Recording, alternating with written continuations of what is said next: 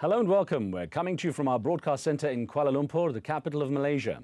There's been a great deal of debate here about the role of Islam in society. And on today's show we ask, can Malaysia have an Islamic identity while remaining secular?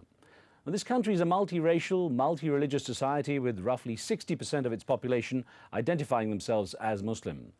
Malaysia's constitution protects religious freedom but also notes that Islam is the official religion and federal law gives special economic and educational benefits, a type of affirmative action for Malays who are by definition Muslim.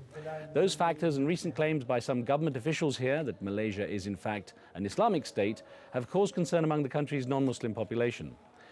So what is the role of Islam in Malaysia and what does it mean to be an Islamic state? Joining me to discuss this issue are Malik Imtiaz Sarwar, the President of the National Human Rights Society of Malaysia, or HUKAM. Also here is Haji Sulaiman Abdullah, the former President of the Malaysian Bar Council. Both are prominent and respected attorneys. And gentlemen, I want to welcome you to the programme. Thank you. Haji Sulaiman Abdullah, if I could start with you and ask, what has triggered this debate right now? What has made Malaysia, which has always been known, certainly to the outside world, as a sort of model of harmonious cultural and religious integration, suddenly become, almost embroiled in a debate that seems to be very hot? Well, speaking from the Muslim perspective, I'd say we are totally taken aback by all this controversy that has taken place. As far as we can see, there's been no change in what's happening in the country. There's been no change in the government structure. There's been no change in the protection afforded to minorities as well as the majority community. So I'm a bit surprised about it, but I'm sure that Imtiaz would have far more to say about this than I would. Well, I do have to put that to you. I wonder what your perspective is on this. Well, I have a different perspective, and I think it revolves largely around the politicizing of Islam and how Islam is being used for political leverage between the two principal Malay political parties, UMNO and the opposition, the Islamic Opposition Party.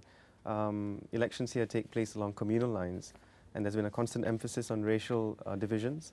So when voters vote communally, Islam is a very useful thing when it comes to capturing Malay votes. And so in 1993, 94, we saw the introduction of language of Islamic country, Islamic state notions into the political rhetoric of Dr. Mahathir. And that was capped in 2001 when he actually declared Malaysia as an Islamic state. And more recently, that's been re-emphasized by the Deputy Prime Minister, all of which are not entirely consistent with legal theory as well as Supreme Court precedents. But do you feel that the reason it came up was, I mean, you say there's obviously a political basis in your opinion, but do you feel that there has been anything that's been going on with Islam outside Malaysia that has triggered that kind of viewpoint here in the country? Well, I'm sure there's an impact of a worldwide Islamic resurgence. And I suppose 9/11, for example, has created a bigger sense of solidarity amongst Muslims. But I think the problem in Malaysia is unique because what we have is a country in which the democratic institutions are quite weak or have been weakened to an extent where policy dictates by leadership tend to become realities. So I think the complaint many Malaysians have about what's happening here right now is that while an aspiration for a greater role for Islam in public life is perfectly acceptable, for that aspiration to become a reality, it should be achieved through constitutional process. I think the complaint some of us have is that it's not being done that way. Rather, it's being done through a backdoor method, a silent rewriting of the Constitution, to put it that way. Haji Sulaiman Abdullah, to what extent do you feel that the voice of the Malaysian people is being heard in this debate? Or has it reached a level that it's so high at the top that no one else below gets a chance to express their opinion? That's a good point. I think that the way it has been blown out of all proportion in Malaysia, the common man in the street is completely ignored. I mean, as far as the common man in the street is concerned, he believes he lives in an Islamic country. He sees signs of Islam all around him. And what Malik said about the PAS and the National Front suddenly realizing about Islam, I suppose they tried everything else and suddenly realized, hey, the people of this country believe passionately in Islam. Let's give that a chance and see. So that's how it has developed. But I don't think it has developed in terms of being anti-anybody. It is just in terms of letting Muslims live as full an Islamic life as possible. Let's get actually a perspective from Dr. Saeed Al-Tawfiq, who I spoke with earlier. He's from the Institute of Islamic Understanding, talking on this, and he was saying that the whole debate came from a Western perspective and standpoint. Listen to what he had to say. Why does it have to be either Islamic or secular? And furthermore, I mean, when you are talking about whether Malaysia is an Islamic state or not, you have to be clear in what you mean by that. And therefore, there is a need for conceptual definition, which is something that is largely vacuous in the Muslim world as far as definition is concerned. So, Malik Imtiaz Sarwala, if we look at what Dr. Saeed's saying there, he's saying that this actually it's a distorted viewpoint, that this is something that doesn't even really have any foundations in Malaysia. That Malaysia is an Islamic state? Well, the Supreme Court in '88 declared this country to be a secular country for the purpose of public law. And I think the concern that some of us have about the debate, whether it's an Islamic country, Islamic state, or a secular country, revolves around issues of justice, government, policy setting, etc. So the way we've always understood this to be was that public law in this country was founded on universal values, not particularly leaning to one particular religion. And that's the way it should be. The Constitution declares it as such. But as of late, in the last 10 to 15 years, what we've seen is a creeping into public law and public administration religious values. Now, the problem with that is who defines these religious values, and do these religious values have a role in the government of a multiracial country? That's the question. So while Syed Alatas might be talking more of a social position, our concern primarily is issues of rule of law, democracy, and government. In fact, Haji Sulaiman, when you look at what is being said there, is this something, I mean, I want obviously your perspective on what Dr. Saeed had to say, yes. But is this something that, listening to what Malik Imtiaz also said, do you agree with this? No, I don't agree with what Imtiaz said. I agree with what Syed Taufiq Alatas had to say. I mean, this is something that has been going on in Malaysia for so long. Suddenly somebody seizes upon it and decides that the whole country is in danger. I don't accept what Imtiaz says, that there's a difference between universal values and Islamic values. As a committed Muslim, I believe that Islamic values are universal values. I believe that Islamic values also includes respect for the rule of law, respect for justice, in fact, an insistence on justice. So a lot of his fears that he's articulating are basically fears based on a Western premise, based on a premise from outside, which I cannot find exists here. But then I have to ask you, when it comes to the affirmative action that I mentioned at the beginning of the show, the benefits Muslims get over other religions, surely that's not a universal value. It's a universal value to help the underdog. And it might be a very peculiar situation for you, but the majority community in Malaysia, the Muslims, feel that they are underdogs. They've been treated traditionally as underdogs. So this is just a helping hand for them. And therefore, I do not see why it should be considered as being un-Islamic or anti-Islamic or anything of that sort. I wasn't thinking of it that way, but I mean, can you say the population, if it's a majority and holds essentially the bulk of the power in the country, that it's an underdog population? It's very difficult to talk in terms of majority and minority when you're talking about the psyche of a people. And my view is that traditionally the Malays here, the Muslims here, have had a minority syndrome, even though numerically they might be the majority. But the bulk of wealth, education and so on has traditionally gone to the non-Muslim element. Malik Imtiaz, I'll get your perspective on that. Well, obviously I have a different take on this. I think when you use terms like Islamic state, Islamic country, terms like that may be inclusive, but they're also exclusive. They tend to divide. So when one talks of unity, as our Prime Minister is doing right now, the constant emphasis on Islam, constant emphasis on Malay, is something which divides. To put this into perspective for you, in 1988, the Chief Justice was removed from office. One of the grounds that was used to remove him from office was his having spoken in public in favor of inculcating Islamic values into the common law, the Malaysian common law. And the charge went along the lines of, you can't do that as the head of the judiciary in a multiracial, multi-religious country. So the question is, why is it in 1988 this government felt the need to remove the Chief Justice because he had made pro-Islamic statements, and in 2007, the leadership is saying we're an Islamic state, and then saying that it shouldn't really bother anyone? Of course it bothers everyone, because there are non-Muslims in this country. And riding the back of this affirmative action policy has been mismanagement, which has resulted in blatant discrimination and abuses. So when one sees a clear linkage between ethnicity and religion, what we have is a situation where, because of affirmative action and a bias towards Malays in the public sphere, you will see a creeping Islamization which will result in discrimination of one form or the other. So what we are actually talking about is minority protection at the end of the day. Well, Haji Sulaiman Abdullah, I'd like to put an email question to you that we got from the United Kingdom, from Fraserburgh in the UK. And Kevin Wells wrote in by email saying, This is the 21st century and people should not have religion forced upon them. Religion is usually put to good use, but history has shown sectarianism to be another form of tribal dominance, English history being an example. Could you comment on that email we got from him?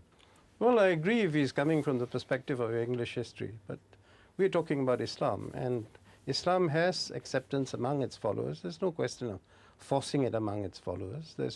There's no compulsion insofar as that is concerned. So that's his take. But as far as we are concerned, we believe that religion is a source of good. And not just Islam, but all the religions that we have here in Malaysia are all uniform in their insistence on justice, on peace, on economic growth for everybody. So I do not think that zeroing in on religion, as Kevin has done, is productive at all. Let me follow up with an email that we got from Stockport in the UK, and Paul Owen here said, if Malaysia is a secular state, why does a Christian need to have their conversion recognised? A secular state would not even recognise Sharia law, never mind give economic benefits to Muslims. Non-Muslims in Malaysia are right to be concerned. Yes, as I said, I agree with what Syed Taufiq Alatas has said. Why describe Malaysia as Islamic or secular or whatever it is? Just look at the reality of what is happening. And the reality here is that being Muslim has certain legal consequences as well. And therefore, in order to decide whether a person is a Muslim or not, it must go to a legal channel in order to decide that. That's principally what the federal court decided.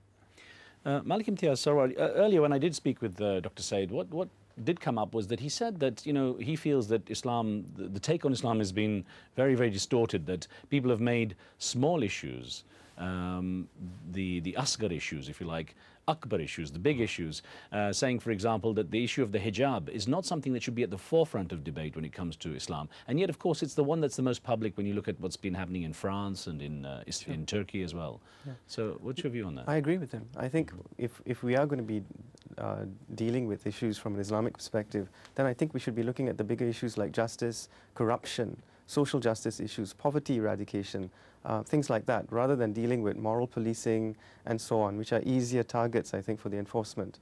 But we should be grappling with these bigger problems that afflict us all and affect us all. So from that standpoint, I agree with Haji Sulaiman that, you know, if you want to apply pure Islamic theory, yes. But the problem then is you have an administration that's responsible for implementing Islam and implementing the law. And when the two merge, and the perspective of just one group of Muslims is used as the foundation for dictates and so on, that becomes problematic. Is it time for Malaysia to look at this from a viewpoint of something such as a referendum on whether the country should define itself one way or the other? You say it's already defined as a secular state in the Constitution. Yeah. Well, as a lawyer, I have to say is that the Constitution does not provide for a referendum mechanism, but I think the corollary to that is that if the government does have the support of the people enough to amend the Constitution, then the Constitution should be amended. As long as the Constitution remains as it is, the Constitution itself is declared as the supreme law of the land, which means that we're very different from a country like Pakistan where the Sharia is the supreme law of the land. Until the Constitution is amended, my view as a lawyer is that it would have to be referred to as other than an Islamic state. Haji Sulaiman, what's your view on that? If I may refer back to what you said about Syed Taufiq Alatas, I don't think that a country can divide up problems into small problems and big problems. Justice is indivisible. If you are unjust in small matters, you're going to be unjust in big matters. And for the women concerned who want to cover their head in France and Turkey, that is a very big issue. So we cannot sweep it aside and say, oh, this is a small issue, issues of justice, issues of human rights come in. I would say this is an issue of justice, of human rights. This is what we should be concerned with. But I understand what you're saying of the importance to the individual, but as a subject, when it comes to the importance of debating Islam and its role in society, is something like the hijab, is that something that should be so at the forefront? It's not at the.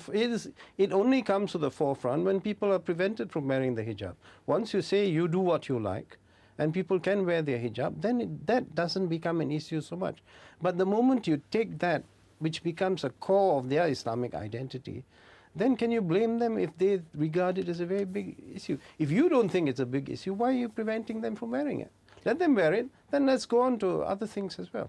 How much do you think this is a result of perhaps a Western-based, at least a non-Islamic country-based fear of Islam as a religion in the light of what happened on September the 11th in the US? Well, I think in Malaysia, what happened in 9/11 is not really what's driving the debate. In Malaysia, what's driving the debate is more concern about equality and equal protection under the Constitution. We had some controversial cases happen over the last 3 years. You mentioned Lena Joy's case. There was a case that was argued earlier involving a person who was born a Hindu, who's married to a Hindu lady, who then dies. He was particularly famous because he climbed Everest. And when he passed away, there was a struggle between the Islamic religious authorities and the wife over the body. Now, the wife claimed that he was a Hindu. The Islamic authorities took the position that he was not a Hindu and in fact converted into Islam.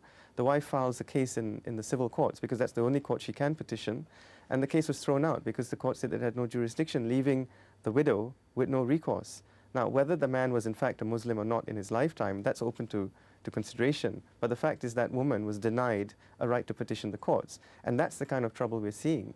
So when we look at imposing moral standards on others, for example, the hijab issue, I agree with Tuan Haji, it's a small issue, but if you impose it on... it's a small issue. Oh, sorry, I'm sorry, it's a big issue, but in the sense that it's been pushed to the forefront. But one also has to see that it has come to the forefront because there is a move towards making it compulsory or mandatory on Muslim women. And that, of course, then impacts on other things. Haji Sulaiman Abdullah, I have probably about a half minute left, so I want to get your perspective on what's the next step to stop Malaysia becoming a society where we have perhaps then the minorities becoming underdogs, that there is a reverse in what you've described? I don't see this danger rising at all. From our past experience where everybody has lived harmoniously, at the moment I do not see the problem. All I can see is perhaps there's a worldwide attack on Islam or revulsion against Islam, and some people in this country are making use of that in order to join in the bandwagon, as it were. Well, Haji Sulaiman Abdullah and Malik Imtiaz Sarwar, thank you very much. It was a good debate. I wish we could have more time on this, but soon, I hope. Thank you very much. Thank you. Thank you for being with us. Tomorrow on another special edition from Kuala Lumpur, we look at the freedom of the press in Malaysia.